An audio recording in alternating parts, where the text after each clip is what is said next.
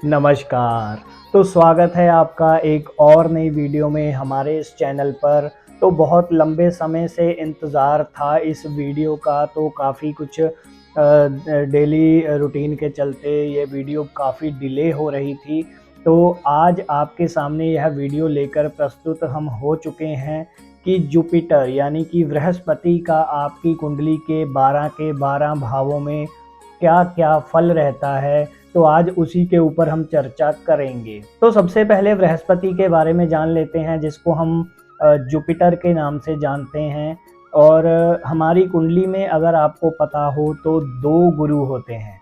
एक तो हमारे होते हैं बृहस्पति, जिनको देवगुरु बृहस्पति कहा जाता है, और दूसरे गुरु हैं हमारे शुक्राचार्य, जो कि दैत्यों के गुरु माने जाते हैं। तो यह 2 गुरुओं की जो महत्वता है वो हमारी कुंडली में बहुत ही ज़्यादा रहती है। तो आज की वीडियो में चर्चा करेंगे कि जुपिटर यानी कि बृहस्पति आपकी कुंडली के कौन से भाव में बैठकर क्या फल देने के लिए बाध्य होते हैं, तो उसी के ऊपर आज चर्चा करेंगे। सबसे पहले जानते हैं कि बृहस्पति के बारे में थोड़ा ज्ञान हमको ज़रूर होना चाहिए।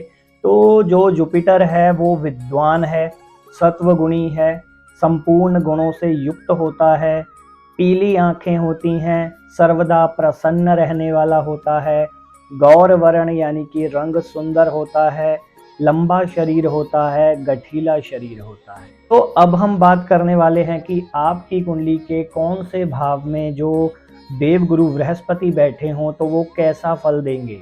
तो सबसे पहले यदि लग्न में यानी कि प्रथम भाव में आपके बृहस्पति बैठे हुए हैं, तो ऐसा जातक बहुत ही गुणवान होता है, सुंदर शरीर वाला होता है, सुखी होता है, द्रव्य बहुलता यानी कि पैसे की बहुत भरमार होती है ऐसे व्यक्ति के पास, धनी व्यक्ति होता है, शास्त्र का ज्ञाता होता है, अपने शास्त्रों को पढ़ने में उसकी रुचि ज़्यादा होती है, ज्ञान बहुत होता है ऐसे जातक को। और बात करें कि अगर दूसरे भाव धन भाव में बृहस्पति की स्थिति, तो ऐसे व्यक्ति की काव्य शास्त्र में बहुत ज़्यादा रुचि होती है, कविताएं पढ़ना या खुद लिखना, ऐसा जो शौक़ है उनके अंदर देखा गया है।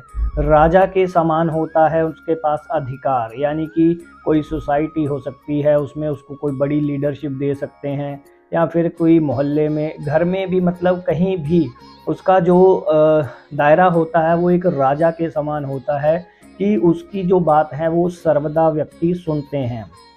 ऐसे व्यक्ति ज़्यादातर न्यायालय में काम कर सकते हैं, जज इत्यादि की जॉब वो बहुत ही अच्छे से करते हैं।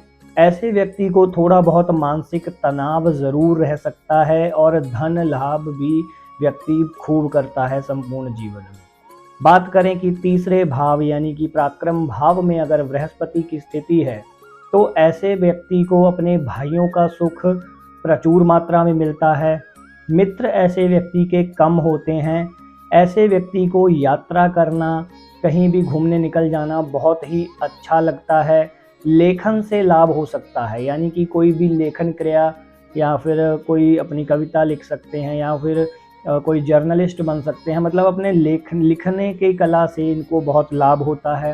धन का लाभ भी इनको जीवन में खूब मिलता है। चौथा भाव सुख भाव में अगर बृहस्पति की स्थिति है, ऐसे व्यक्तियों के पास गाड़ियों का बहुत अच्छा कलेक्शन होता है, अच्छी गाड़ियां इस व्यक्ति को मिलती हैं।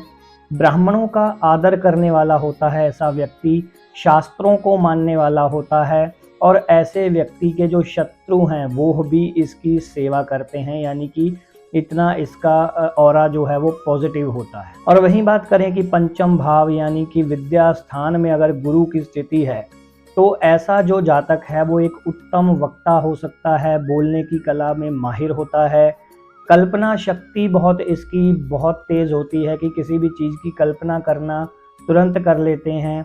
सामान्य संपत्ति इसके पास होती है, और उसी संपत्ति में इनके अंदर संतुष्टि की भावना बहुत ज़्यादा होती है, अपने जीवन से संतुष्ट रहते हैं।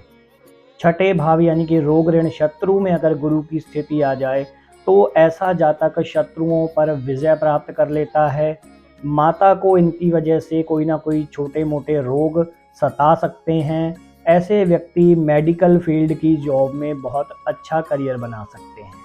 और वहीं बात करें कि अगर सप्तम भाव में बृहस्पति की स्थिति है तो ऐसा जातक बहुत ही बुद्धिमान होता है, वैभव बहुत होता है इसके पास, सम्मान की प्राप्ति बहुत होती है, भाइयों का साथ बहुत मिलता है, अपने कुल में श्रेष्ठ माना जाता है ऐसा जातक, और ऐसे व्यक्ति का रूप बहुत ही सुंदर होता है।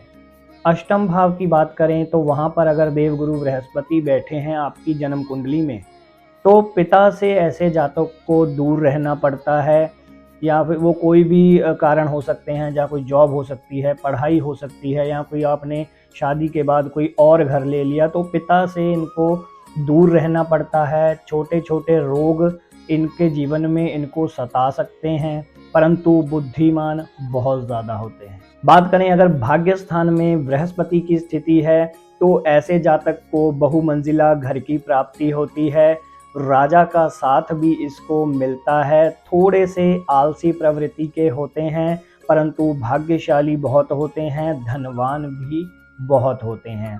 वहीं बात करें कि दसम भाव कार्य क्षेत्र में अगर बृहस्पति बैठे हैं तो कुल से मान सम्मान की प्राप्ति होती है, यज्ञ करने वाला होता है ऐसा व्यक्ति, दूसरों की भलाई करना, भला करना, परोपकार करना, ऐसे गुण इनके अंदर देखे जाते हैं। दानी किस्म के इंसान होते हैं, दान करने में रुचि बहुत ज़्यादा दिखाते हैं, धार्मिक कार्यों में भी यह बढ़ चढ़कर हिस्सा लेते हैं, सुखी जीवन जीते हैं, उत्तम आचरण करते हैं। एकादश भाव का बृहस्पति सोना, चांदी, क्या कौन सी ऐसी धातु है जिसका इनको सुख प्राप्त नहीं होता है। ज्ञानी व्यक्ति होता है, बुद्धिमान होता है, पिता से इसको अधिक प्रेम होता है, दान करने में रुचि इनकी भी बहुत ज़्यादा होती है, और ऐसे व्यक्ति के अंदर कुछ विशेष गुण, कोई विशेष कला ज़रूर होती है। और बात करें कि द्वादश भाव यानी कि व्यय स्थान में बृहस्पति की स्थिति, तो ऐसे व्यक्ति के अंदर ईगो की भावना थोड़ी ज़्यादा देखी जाती है, थोड़ा सा अहंकार इनके अंदर होता है, दान इत्यादि करने में रुचि तो रखते हैं परंतु उसके अंदर भी कहीं ना कहीं अहंकार आ जाता है, खर्च ज़्यादा करने में रुचि रखते हैं, थोड़े से आलसी स्वभाव के होते हैं, और यात्रा करना इनको भी बहुत अच्छा लगता है। तो अब आप अपनी कुंडली से चेक कर कर मुझे कमेंट बॉक्स में ज़रूर बताइए कि आपकी कुंडली में देवगुरु बृहस्पति की स्थिति कौन से भाव में आ रही है, और आपने बताए अनुसार उस बात को रिलेट किया या नहीं किया। तो आज की वीडियो में बस इतना ही, मिलेंगे किसी अगली वीडियो में नेक्स्ट टॉपिक के साथ, तब तक के लिए नमस्कार।